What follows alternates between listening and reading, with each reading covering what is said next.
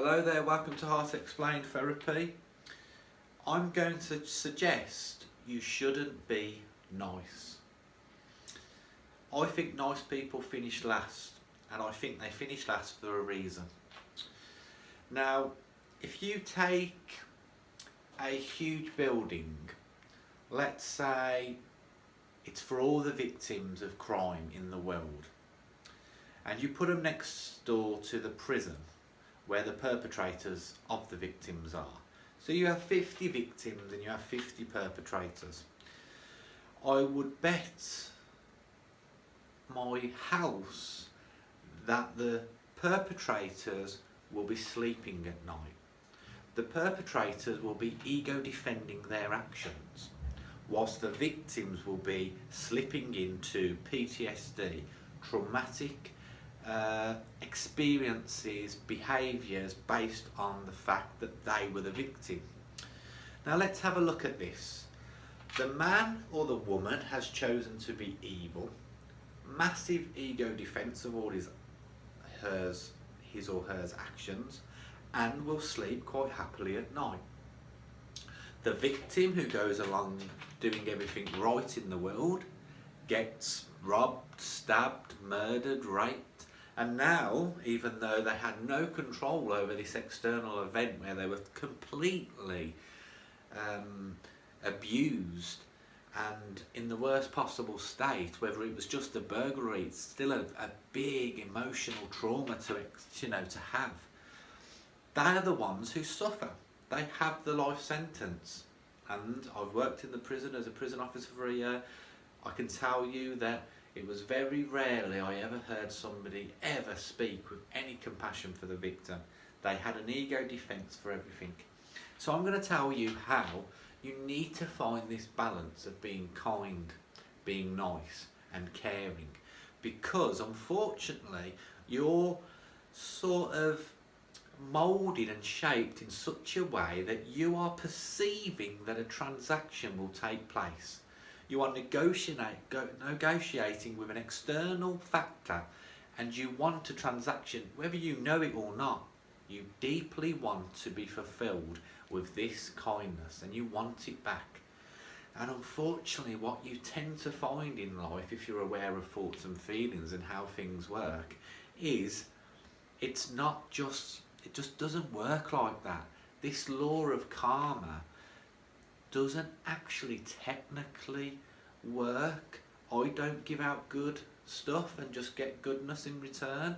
I've tried this law of attraction, and it's very difficult to say how it works, but let me just tell you that if I project love into every experience in the world starting from tomorrow, I will still get a flat tyre. I will still get into a road rage argument. I will still get stabbed and mugged if I walk down an alleyway at night. These karmic laws that people tell you about, or these just beliefs that you have, are only yours.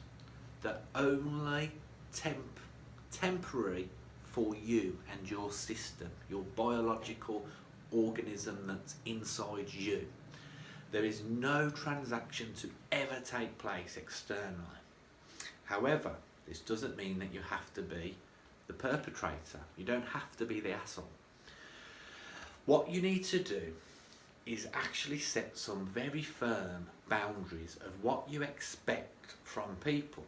Now, this is of course a transaction that you're doing, but a transaction where you don't expect something.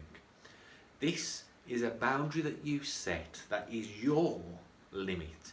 So you're making a transaction with yourself that if I get into a relationship, rather than have 5 years of terrible sort of taken advantage of behaviour from the other partner, I am going to set a boundary that the first time this comes up, I'm going to tell them based on my past and be very open and honest, and tell them this is a boundary that I no longer accept. You see, at the moment, what humans do is they try and set this boundary with emotion and anger and madness, and the other person doesn't know what's going on. They don't know why they are so affected, and they don't know they've just had 5 years of hell. So it's very important that you are your own, you're basically negotiating with yourself. You're saying, okay, this is the Craig that wants da da da da da da da da da. And if it ever comes up that I don't think that I've got it, I will say quite honestly and open in the relationship with mom, dad, brother, sister, cousin, niece, someone at work, partner, girlfriend, boyfriend, I will say quite clearly, if you continue to do this behaviour, I will have a problem. Because this behaviour, even though I can block it out and suppress it, or I can ignore it and let it grow into your behaviour and then blame you, I don't feel comfortable with it. And you take that comfortable part of you and say, right, you can have this and tell me how this makes you feel. And it's an open discussion. And now what you're doing is you're putting your cards on the table. You're not allowing someone to constantly say that sarcastic joke, that joke that's always sort of just gets under your skin, and it's a build up and a build up, and to the point that you actually get quite annoyed. So at the moment, I've witnessed a lot of people, kind and nice people, need help because they're suffering with mental health. And I've come across now probably 50% of cases where there's another person involved that's actually the toxic, narcissist part of the relationship, and they're not seeking therapy. They've got this massive ego defence that their behaviour is okay, yet the poor, nice person is the one who's paying £50 an hour to try and fix not only themselves, but this partner or relationship they're in somehow with the family. And this just makes me sad and mad, because why should nice people finish last? Angry, nasty people should finish last. That's who should finish last. The prison should be sort of filled with brass bands playing continuously up and down the wings, making sure that nobody sleeps, because nobody should have that clear conscience if they committed a crime. Now this is getting dark, as in some sort of Adolf Hitler punishment, which is not meant to be, but I'm saying that you need to stop being nice, because there's a part of the abuse where you actually enjoy being the victim. You actually, if you do it for long enough, then you definitely, there's a part of you that's unconscious and doesn't know that you're a victim, and there's a part of you that is actually that's all you've ever known, so you're addicted to that feeling. Don't be nice. Set up some clear boundaries of what you want in a relationship with everybody, no matter how high up they are in a hierarchy system. Mom and dad, if you can't tell your mom and dad, brother and sister, boyfriend and girlfriend, anything, literally anything from here, then you shouldn't ever speak to them again. It's that simple. Now that sounds crazy, doesn't it? What a crazy thing to say. But look at the stuff that you avoid, that you lie about, that you can't be honest with. Look at the behaviour that you put up with on their behalf, and you take all this as an emotion.